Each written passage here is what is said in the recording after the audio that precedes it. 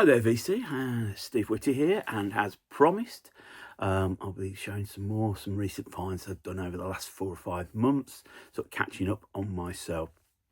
So I'm not going to really hold on to too long. I'm going to show 15 albums again, and well, here goes. So the first one, John Lee Hooker, and this is Detroit Special. This is part of a series released on Atlantic in America called Blues Originals. This is volume 5. You got volume 1, Blind Willie McTell, volume 2, Professor Longhair, volume 3, Texas Guitar, volume 4, Blues Piano, and volume 6, Jimmy and Mama Yancey. And this is just good blues. I haven't got much blues, particularly John Lee Hooker, in the collection, so I saw this floating in the cheap bins. You can tell from the cover it's seen better days, but I'm more than happy to pick that one up. Next up, a band that I listened to a lot during the time, King's X or King's Cross, whichever way. This is their third album, Faith, Hope, Love, and it's sort of like prog metal, and it sort of carries on from the first 2 albums which I've got, but at the time I probably may have borrowed a cassette out the local library and listened to it, but I never thought about buying it, and so I was happy to pick this up. Really good album, underrated band. I think they still going around on it, but I know the Doug Pinnock, I think he's the bass player, sort of so-called leader of the band. He's had all sorts of struggles with religion and his sexuality, and it's an interesting interview he gives. You know, when he's interviewed, you listen to it and read about him. Next up, a band that you probably never heard of, Room, and this is their only album, Pre-Flight. Originally released on DRAM in 1970s. It's sort of like a folk prog album, but what picked me up is this is a reissue on the Allman label, and you might have seen me talk about this label before. I've got a few albums on there. Interesting Italian reissue label. They started out just doing bootlegs, but they legitimised their operation, and if you search on Discogs on the Allman label, they've got tons of reissues of really classic prog, the sort of prog that's you'd pay $400 or $500 for an original copy, and I think this falls into that as well. So one and done, probably sold a handful. So this is what makes these records sort of like sort of wanted more. The fact that the rumour mill goes round saying, "Oh, this is actually a really good album," and then suddenly everybody wants one, and hence why you get the reissues. Yeah, really good. If you see it, I'd definitely give it a listen, and if you can, and if you see a copy, anything on the Allman label is worth picking up. Last video I showed a couple of XTC videos. Now they also, as an album that was released under a different name, but it was largely credited to XTC, and that's Dukes of the Stratosphere, 25 o'clock. Very much sort of like, as I said, very influenced 60s sort of psych album, a sort of pastiche of it. Well, it's not a pastiche, I'd be wrong, it's done with love. It's very much something that I think Andy Partridge was very into. Got the band there. Yeah, just as I say, it's just really a great pop psych album. This one was an upgrade. My original copy of this album, Kansas Leftover Tour, the copy I've got was an American issue, but it was beaten up and at times unlistenable. This came into the shop, and I thought, well, I'll have that. I'll just have an upgrade. It is a UK edition on the Epic label, but yeah, it's got Carry On Wayward Son on it. You know, that's probably most people's introduction, especially in the UK, to Kansas. I mean, I've got a couple of their albums. I know there's a lot out there, but I don't see a lot of Kansas. of the other albums in the UK or second hand, or maybe people have loved them that much they don't get rid of them. Oh, excuse me, early in the morning. Next up, this is Gil Scott-Heron and Brian Jackson from South Africa to South Carolina. Main track on here is Johannesburg. I knew that I'd get Gil Scott-Heron. Sort of just curious to pick more up. I've got I think it was the Revolution Will Not Be Televised, reissue of that. It's Gil Scott-Heron.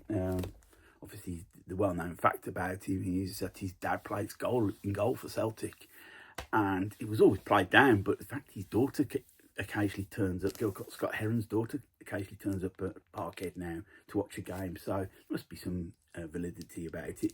But great album, sort of forerunner rap in a way. But yeah, well, yeah. If I see any again, and not an artist I see a lot on the second-hand market, so happy to pick that up. Next, a comp. This is called 60s Alternative. Now, it's a bog standard, in a way. Some of it's a bog standard comp. So you've got Shocking Blue, Venus, Jefferson Airplane, White Rabbit, Zombie, She's Not There. But you get some more interesting stuff where you, again, if you see originals of these singles, you might have to pay a bit. Got The Action, I Keep Holding On, The Fleur de Lis, Circles. Where else? The End, Shades of Orange. That's an interesting track. Paul Revere and the Raiders and Not Your Stepping Stone. I think that's a bit more common, particularly in America. Captain Beefheart and His Magic Band, Zigzag Wanderer. It's a double album. And it's a little bit hit and miss, but I think there's something more alternative of the tracks. The lesser known tracks make it an interesting record, and it's the reason why I picked it up, really, more than anything.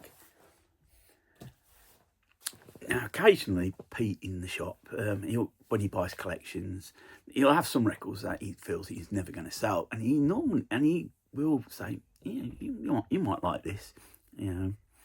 And in a band in such a case is Pyramus.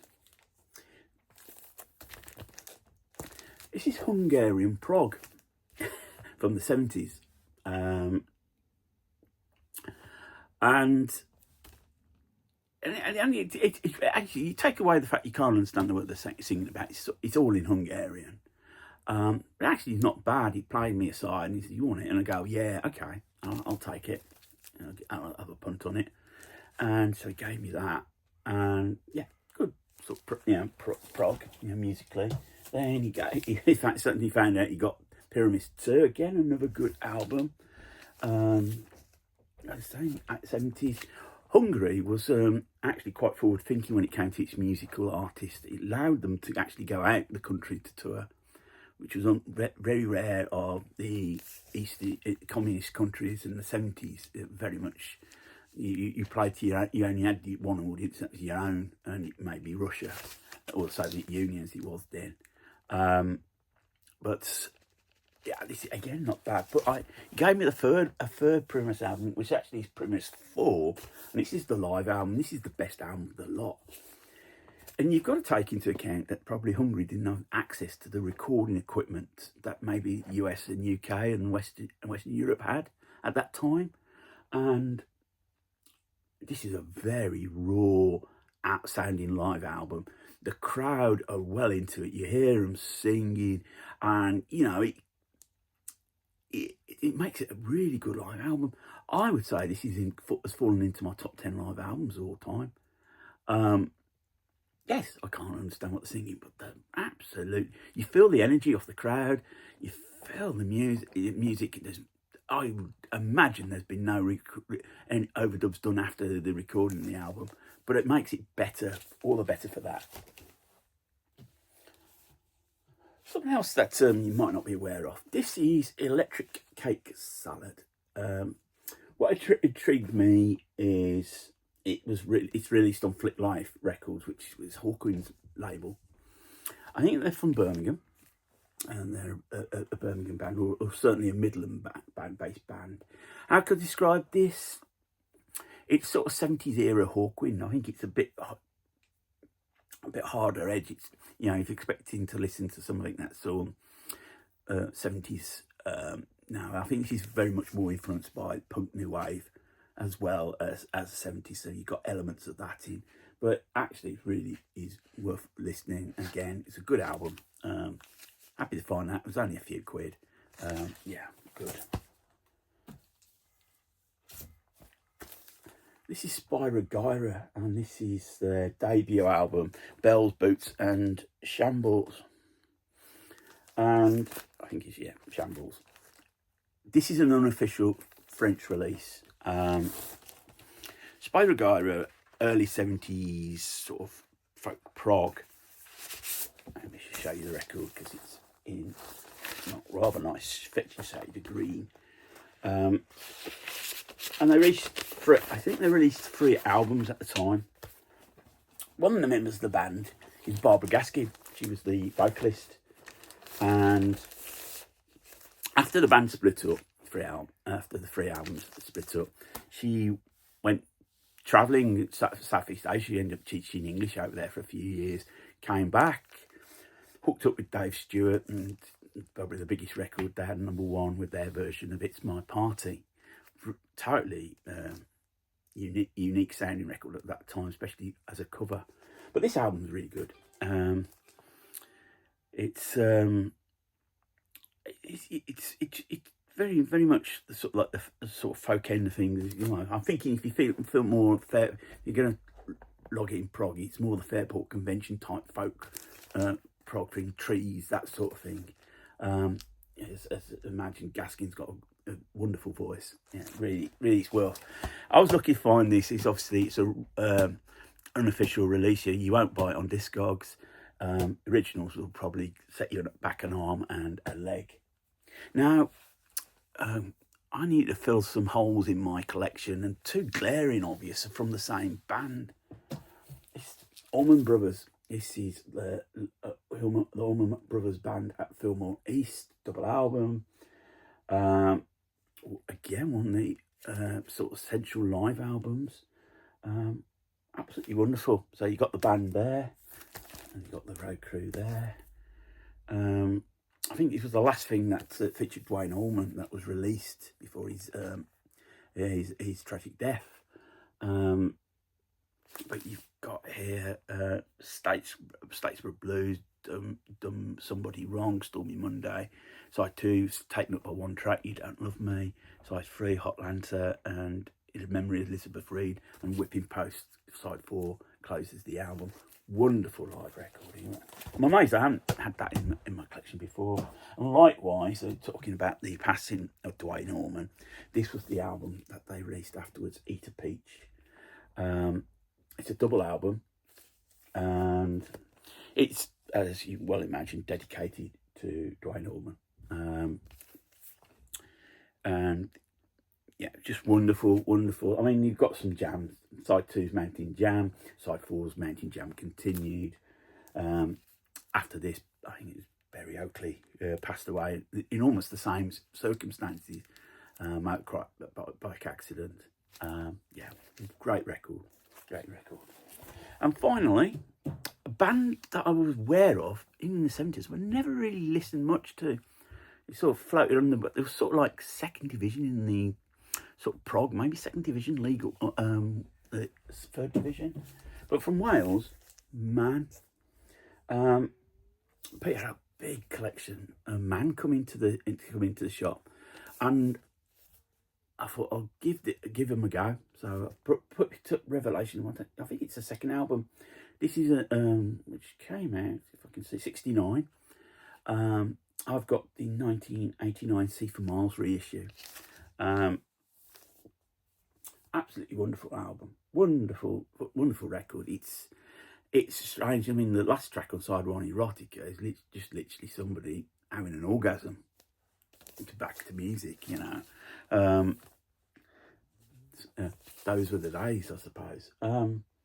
yeah, just wonderful. Really good album. I thought I'll get some more of that, and some guy came in and literally just, literally almost had a heart attack when he saw all this Man stuff, original Man pressings, and he brought the lot. So shame, but you know, you never know what might turn up.